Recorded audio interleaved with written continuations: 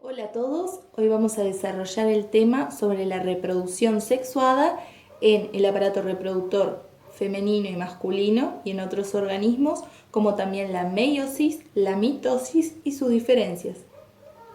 Ahora vamos a hablar sobre la anatomía masculina. El aparato reproductor masculino está formado por gónadas masculinas, que son los testículos, el pene, que es el órgano copulador, vías eferentes, epidídimos, conductos deferentes, conductos eyaculadores y la uretra. También posee glándulas accesorias, que son la próstata y las vesículas seminales. Los testículos son dos órganos de forma oval que tienen una medida aproximada de 4 por 3 por 2 centímetros. Está recubierto por la túnica albuginia que se introduce formando tabiques dentro del testículo y así lo divide en unos 250 lóbulos. El testículo continúa por la parte posterior epidídimos y este con el conducto deferente. Encima de las gónadas masculinas se encuentran las vesículas seminales, las que se unen con el conducto deferente para formar el conducto eyaculador. Este conducto desemboca en la uretra a través de la próstata.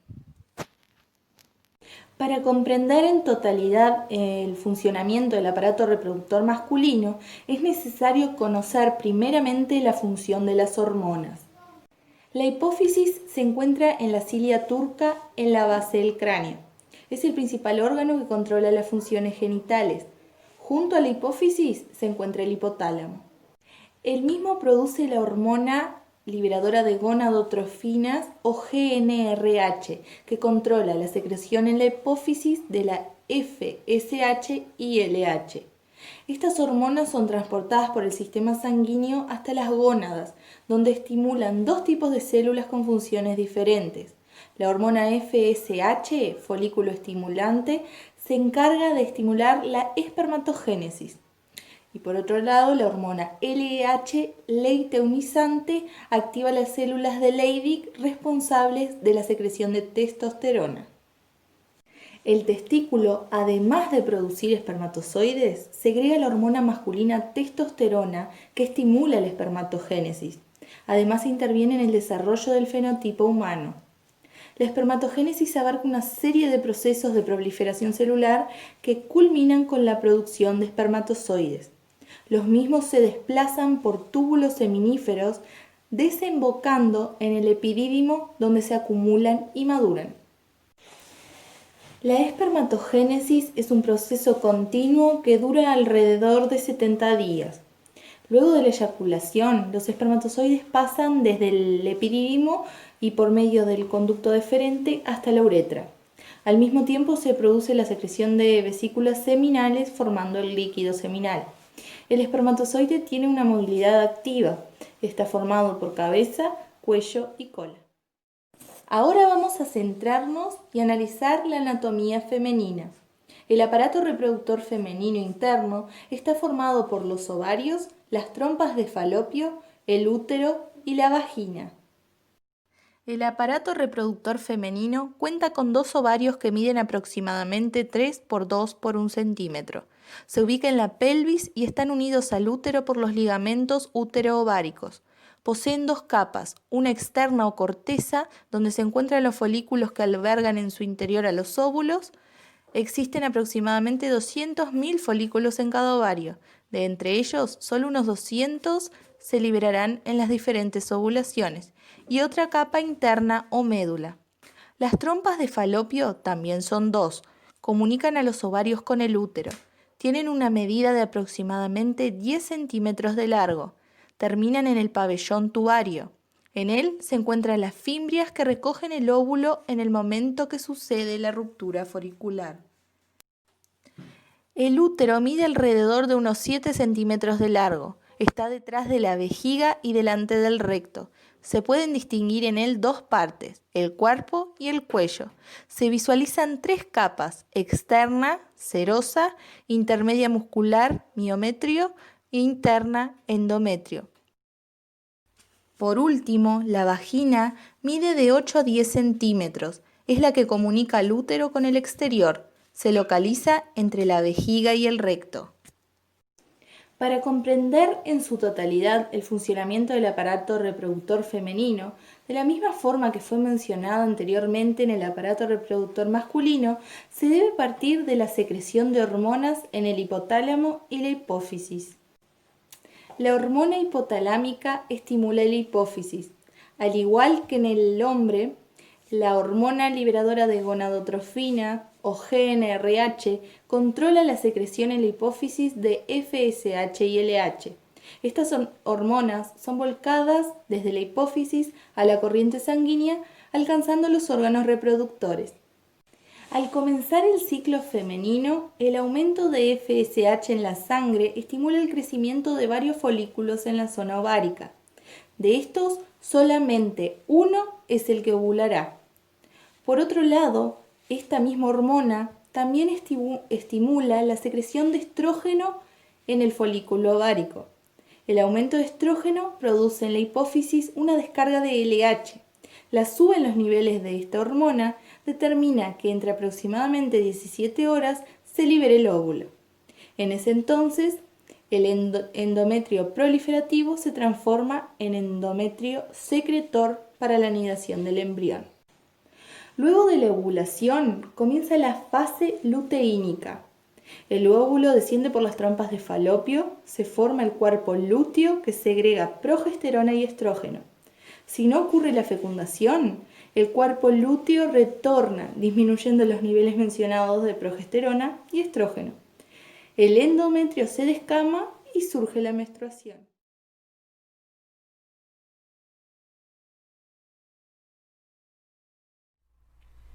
Aparato reproductor del tiburón hembra.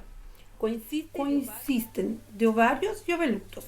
Los ovarios son pareados, localizados en la parte anterior del celoma y en posición dorsal al hígado.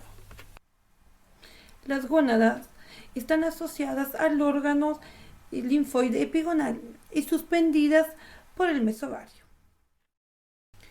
Existen ovarios externos o desnudos, que son los que contienen pocos huevos de tamaño grande, de 20 hasta 60 milímetros de diámetro, y los ovarios internos que contienen pequeñas y múltiples ovas, que miden de 3 a 5 milímetros de diámetro, varios de los cuales alimentarán a los embriones ófagos.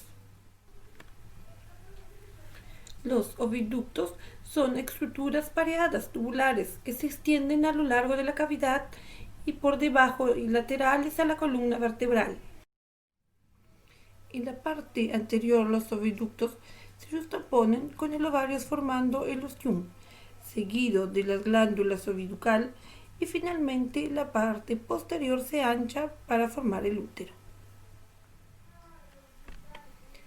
En algunos tiburones martillos, los embriones son separados en compartimentos del útero. En esta figura, el estado de maduración del ovario está más diferenciado, con formas redondeadas y ovocitos de diferentes tamaños, desde 0,3 a 1,5 centímetros. En la figura, el estado maduro del ovario es más redondo con ovocitos de 2 centímetros de diámetro, presentes en dos corridas que difieren el número de cada ovario. En el estado en desarrollo, el ovario es granulado, blanquecino y de aspecto acuoso. El útero está completamente lleno de vitelos de coloración amarilla. En el estado de diferenciación, el ovario es granulado, con ovocitos que van de 0,3 a 1,5 centímetros de diámetro de ancho y de coloración blanquicienta. En el útero se observan los embriones con sus respectivos sacos vitelinos. En el estado de preparto, el ovario es redondeado, con ovocitos de consistencia firme de tamaño de 0,3 a 1,5 centímetros, y el útero aumentó su ancho de 8 centímetros a más o menos 6, debido a la presencia de embriones que han consumido completamente el vitelo de su saco vitelino y están completamente desarrollados, prontos para ser liberados al medio a través de la cloaca. En el estado de posparto, el ovario se observa como una glándula de consistencia firme que abarca mayor espacio en la cavidad abdominal. Continúa el desarrollo de los ovocitos y el útero tiene un ancho de 3 a 3,8 centímetros debido a que ya se liberó a los embriones.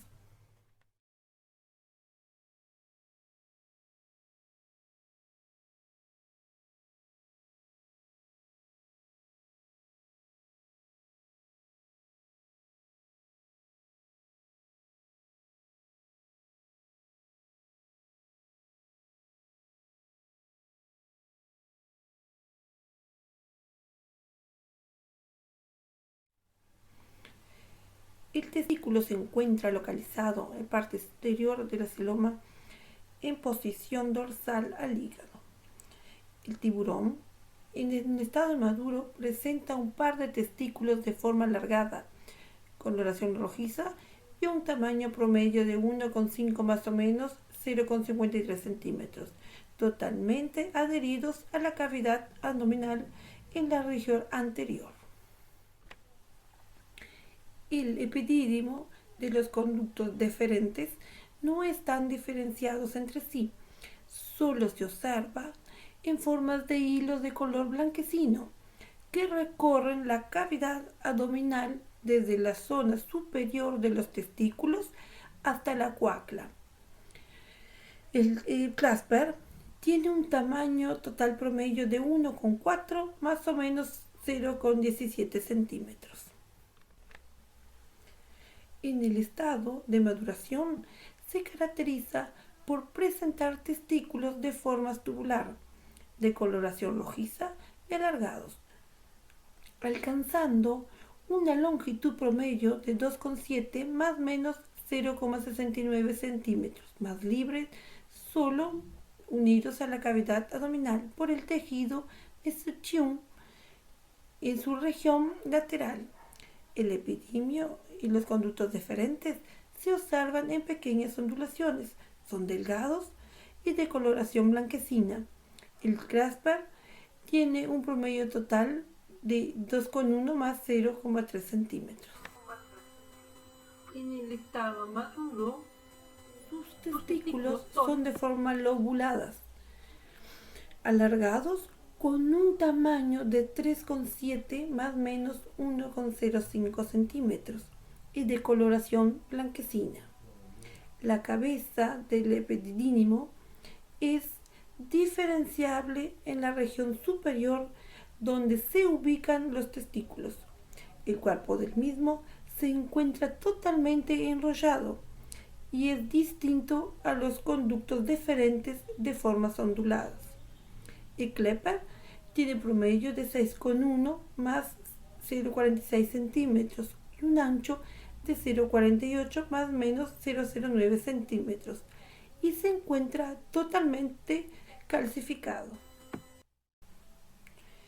En el estado activo, los testículos son de forma lobuladas y de un tamaño promedio de 4,93 más o menos 0,97 centímetros. En los conductos deferentes, el flujo de esperma, que se observó además en la región cloacal. El clasper presenta un promedio de 3,5 más o menos 0,49 centímetros y un ancho de 0,56 más o menos 0,14. Ducto genital del testículo, los espermatozoides y fragmentos de células de Sertoli se mueven hacia los vasos eferentes localizados en la parte anterior terminal del mesorquio. Glándulas alcalinas, órganos reproductivos secundarios cuyos fluidos liberados por vasos eferentes hacia la papila o vesícula urinaria ayudando a los espermatozoides. Clasper. Los tiburones tienen unos órganos copuladores especiales llamados clasper, con forma de doble pene puntiagudos, que usan para depositar el esperma en la coacla de las hembras. Estos órganos son el resultado de la modificación de las partes posteriores de las aletas pélvicas. Los claspers cuentan con un órgano llamado sifón, con el que pueden coger agua que se mezclará con el semen para ser expulsados a presión al interior de la cuacla.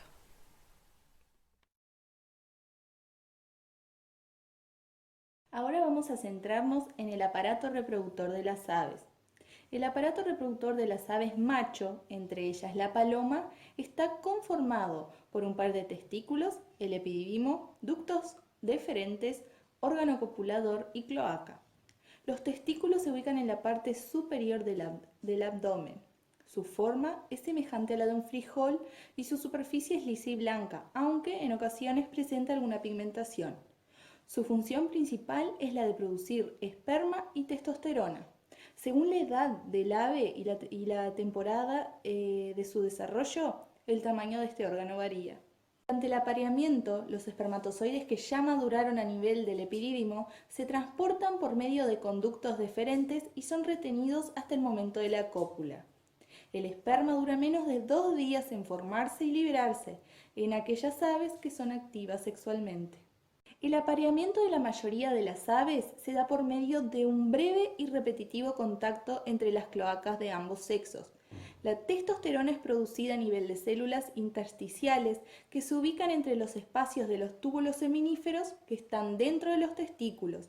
Esta hormona ayuda a mantener el proceso de espermatogénesis y da características sexuales secundarias como es el comportamiento, el color y la forma. El esperma se mantiene fértil por un periodo de días a semanas. El aparato reproductor de las aves hembras está conformado por 2 ovarios, un oviducto y cloaca. Cabe destacar que solamente el ovario izquierdo es funcional. Posee 2 partes: la médula, que está formada por tejido conectivo, nervios, musculatura lisa y vasos sanguíneos, y el córtex, que recubre la médula y contiene el oogonio, estructura formada por células precursoras que darán lugar a los óvulos o ocitos. Cada óvulo empieza como una célula rodeada de una membrana llamada vitelo. A medida que se desarrolla, se forma una yema. El color de la yema va a depender de los pigmentos liposolubles presentes en la dieta del ave. Cuando el óvulo madura, participa de la ovulación, será liberado del ovario hacia el oviducto.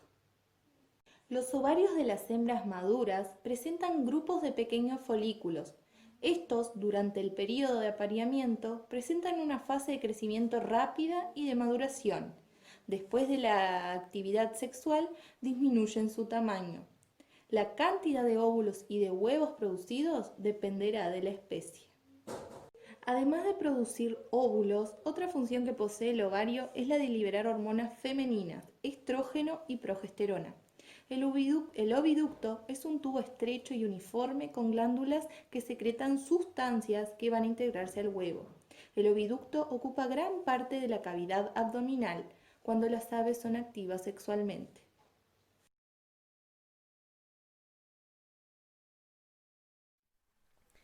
Sistema reproductor de la abeja. La reina está constituido por 2 ovarios piriformes, que a su vez lo forman tubos largos llamados ovariolas, que terminan en finas puntas, que se insertan cerca de la cara ventral del corazón. Las ovariolas están llenas de óvulos o ocitos en diferentes estados de maduración. Al final del ovario se añade al ovocito el corión. Los ovarios desembocan en sendos oviductos, los que se unen en un conducto común, oviducto medio. En su base se comunica con la espermateca, que es donde se acumulan los espermatozoides de la cópula hasta su empleo. La espermateca es esférica y contiene la reserva de espermatozoides almacenados al principio de la vida de la reina durante su fecundación.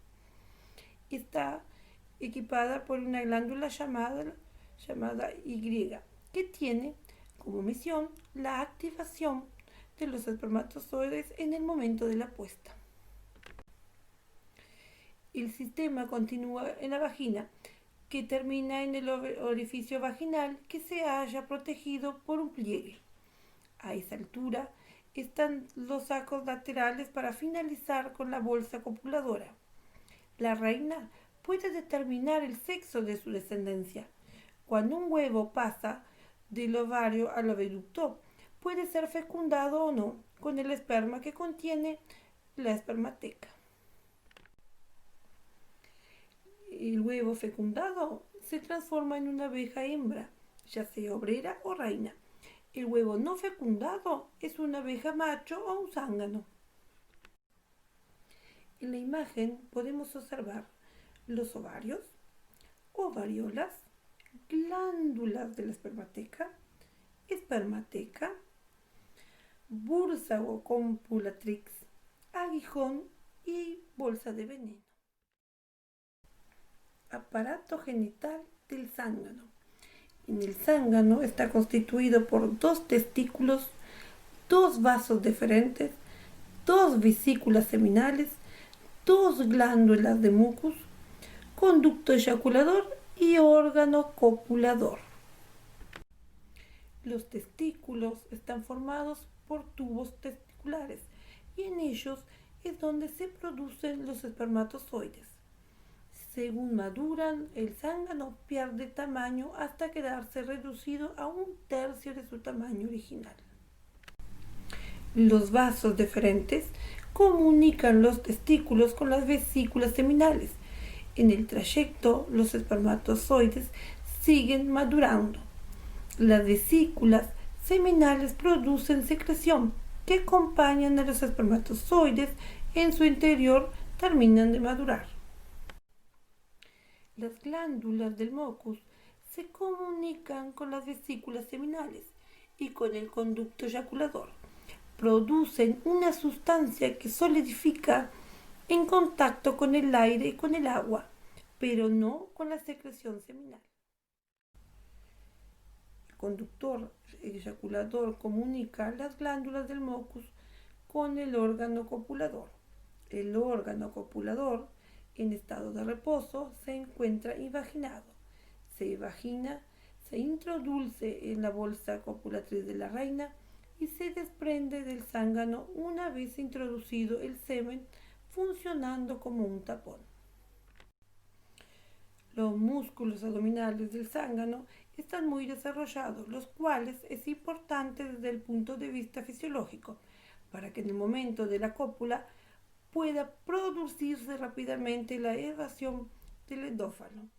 Durante el acoplamiento, el endófalo se vuelve como un dedo de guante y en el esperma pujado por el mucus se introduce en el oviducto medio de la reina. Las células eucariotas experimentan una serie de procesos que dan origen a otras nuevas células. Dependiendo qué tipo de célula lo realice, este proceso se dará mediante mitosis o meiosis. La mitosis es el proceso de división del núcleo de las células diploides, también denominadas células somáticas. Este proceso entonces dará origen a 2 células genéticamente iguales. Este ciclo celular está compuesto por la fase y la mitosis. La interfase es el proceso que se produce entre las sucesivas mitosis y tiene como finalidad la duplicación del número de cromosomas de las células, es decir, del ADN. Este ADN duplicado será exactamente igual a el inicial. La finalidad de esta duplicación es que al finalizar el proceso de mitosis, cada una de las células hijas tendrá la misma cantidad de material genético. Luego de la interfase comienza el proceso de división celular por mitosis, en el cual se puede determinar en 4 etapas. La profase es la etapa inicial del proceso de mitosis. En este comienza la degradación de la membrana nuclear. De esta forma, permite que los cromosomas comiencen a condensarse y a formar hebras largas y delgadas. Comienza a formarse el huso mitótico y los centriolos, que irradian los microtúbulos a medida que los centriolos se mueven hacia los polos de la célula. Cada uno de los cromosomas, por medio de un centrómero, se fija al microtúbulo del huso mitótico. Durante la metafase, desaparece la envoltura nuclear y los cromosomas se forman alineados en el ecuador. En este momento, los cromosomas se encuentran traídos al máximo y unidos a su duplicado, lo que permite fácilmente su visualización en una forma similar al de una X. En la anafase, la célula presenta una forma alargada. El centrómero de cada uno de los cromosomas se divide longitudinalmente. De esta forma, las dos cromátidas hijas se separan y comienzan a deslizarse hacia los polos de la célula, por medio de los microtúbulos del huso mitótico. La última etapa de la mitosis se denomina telofase. En ella se reconstruye la membrana nuclear. Durante esta etapa también se produce la citocínesis, que es la etapa en la que el citoplasma se separa y se comienza a producir la separación de las células hijas. Cada una de estas células contiene un complemento cromosomático diploide completo, es decir, el mismo número de cromosomas que la célula madre. La mitosis es un proceso muy importante para el desarrollo, ya que a partir del cigoto se generan millones de células diferentes que constituyen un organismo superior. A su vez, es muy importante para el crecimiento, provocando un aumento en el número de las células en los organismos y también para la reparación y renovación de los tejidos, generando células nuevas que reemplazan a las que ya murieron. Por su parte, el proceso de meiosis es el proceso en el que se produce la duplicación de células haploides, es decir, los gametos, o también denominadas células sexuales, los espermatozoides en el macho y los óvulos en la hembra. Durante este proceso se dará origen a 4 nuevas células. A diferencia de la mitosis, estas células serán diferentes a la madre, ya que contienen la mitad de la cantidad de número de cromosomas. Este proceso se caracteriza por 2 divisiones nucleares sucesivas, en la que no se realiza una duplicación del material genético. Este proceso, por tanto, se puede determinar en meiosis 1 y meiosis 2. A diferencia de la mitosis, durante la meiosis se produce el entrecruzamiento y la recombinación cromosómica. De esta forma, las 4 células obtenidas no necesariamente tendrán la misma información genética. Mediante el entrecruzamiento, 2 cromosomas homólogos intercambian sus genes, lo que genera una nueva combinación del material genético de los gametos. Por consiguiente, se produce la recombinación genética del material hereditario.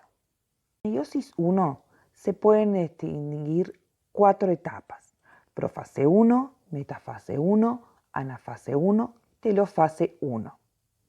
Durante la profase 1, la membrana nuclear se degrada, se comienza a formar el huso mitótico y se forman los cromosomas homólogos unidos entre sí por los centrómeros, que intercambian material genético por entrecruzamiento.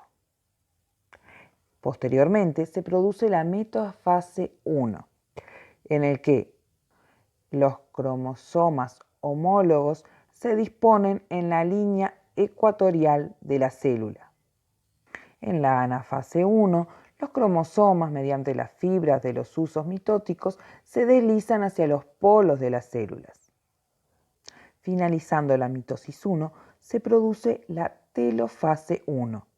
En ella, el citoplasma de las 2 células se empieza a distribuir, dando así inicio a la citocínesis, El uso mitótico se desintegra, los cromosomas que se encontraban en los polos de las células se dispersan.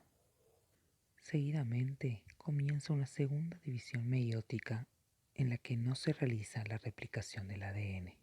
Las dos células obtenidas en la meiosis 1 inician el ciclo en la meiosis 2. Este ciclo también está conformado por profase 2, metafase 2, anafase 2 y telofase 2.